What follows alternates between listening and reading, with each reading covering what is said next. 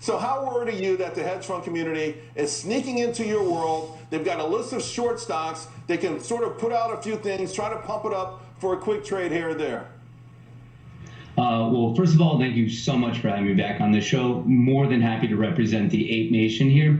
And I agree with Trey in terms of media, what's going on. For example, in terms of video media, there's all these, I guess, Wall Streeters with their fancy accolades, their fancy degrees coming on, just for AMC, for example, saying that it's overvalued and fundamentally it makes no sense. And right there, that alone, they're missing the point. Right here, we're in this for a momentum trade, a swing trade. Right. We're seeing what's going on with the shorts. And then that's just the video media of saying, like, fundamentally, I don't think they get what we're going for. Written media.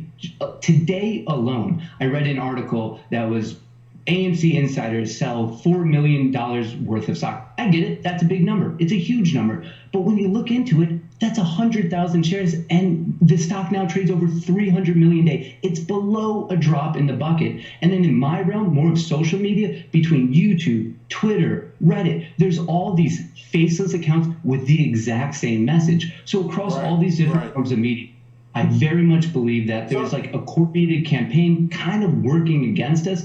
But does it bother me? No, just because of how much I believe in this movement, and I'm just fighting along with my fellow apes.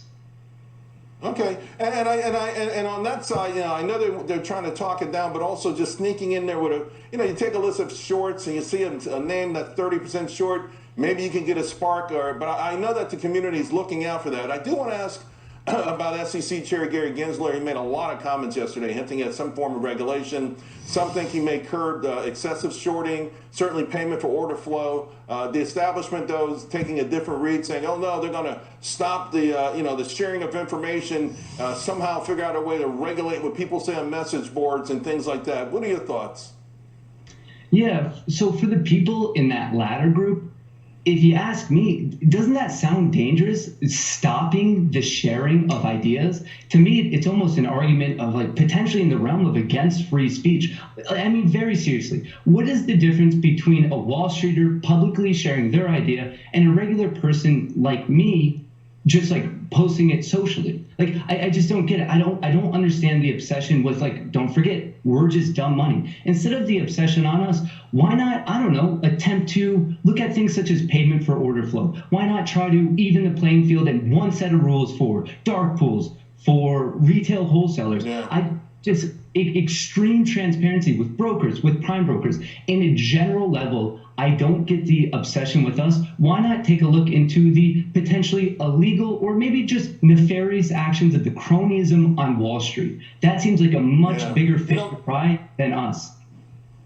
Man, I've seen this so many times. I remember when the SEC went after all the penny stock firms, put them all out of business, and at the same time, these other entities were growing like crazy, called Enron, called WorldCom, called Bernie Madoff, who was part of the SEC. All of that stuff was growing $1 trillion in risk, and they were going after the little guy because that's how they do their job. All right, Matt, thank you so much, my friend. We'll talk to you again soon.